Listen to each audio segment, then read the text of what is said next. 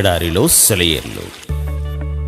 August 6వ తేదీ కొరకు వ్రాయబడిన ఈ భాగాన్ని మీకు చదివి వినిపిస్తున్నది సహోదరుడు పాల్ సుందరం. ఉత్తర వాయువు ఏతించుము, దక్షిణ వాయువు వేంచేయుము. నా ఉద్యానవనము మీద విసరుడి, దాని పరిమళములు వ్యాపింపచేయుడి. 4వ పరమగీతము 16వ చరణము. ఈ ప్రార్థనలోని అర్థాన్ని ఒక్క క్షణం ఆలోచించండి.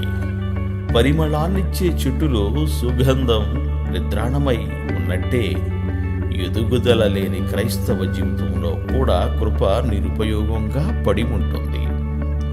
ఎన్నెన్నో జీవితాలున్నాయి, అయితే వాటిలో నుంచి పరిశుద్ధ శ్రమల సువాసనలు, దైవాత్మ పూరితమైన సత్కార్యాల పరిమళం రాదు. ముళ్ళ కంపల మీద, గంధపు చెట్టు మీద వీచే గాలి ఒక్కటే, కానీ వాటిలో ఒక్కటే పరిమళాన్ని ఇస్తుంది. ఒక్కోసారి దేవుడు తన పిల్లల మీదకి వాళ్ళ సౌశీల్యం ఇనుమడించేందుకు గాను పెనుగాలుల్ని పంపిస్తుంటాడు. కాగడాలను అటు ఇటు బలంగా ఊపుతుంటే అవి ఉజ్వలంగా వెలుగుతాయి. సాంబ్రాణిని నిప్పుల మీద వేస్తేనే సువాసన వస్తుంది.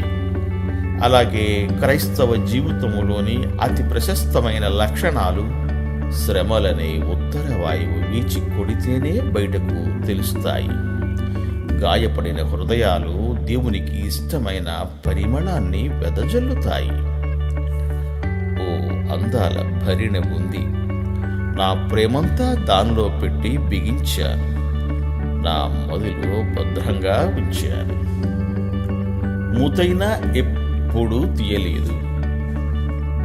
ఆవేదన నన్ను ఒకరోజు ఆవేశించింది. భారమై అది నా భరిణపై బరువుగా పడింది. భరిణే బ్రద్దలయ్యింది. నష్టానికి నా ప్రాణం ఉసూరు మంది.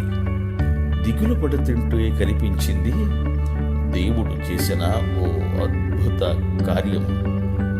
నా ప్రేమ పరలోకపు ప్రేమగా మారి నా పొరుగు వాళ్ళ వేధిత హృదయాలకు సేదతీర్చింది. ఓ స్వరం నా చెవిలో పలికింది, కుమారి, నీకు దొరికిన ఈ ఓదార్పుతో వెళ్ళి ఇతరుల్ని ఓదార్చు. నాతో ధన్యకరమైన సహవాసాన్ని రుచి చూస్తావు. నా పగిలిన హృదయం ప్రపంచాన్ని బాగు చేసింది కదా. దేవుడు మిమ్ము దీవించుగాక. ఆమేన్. ఆమేన్.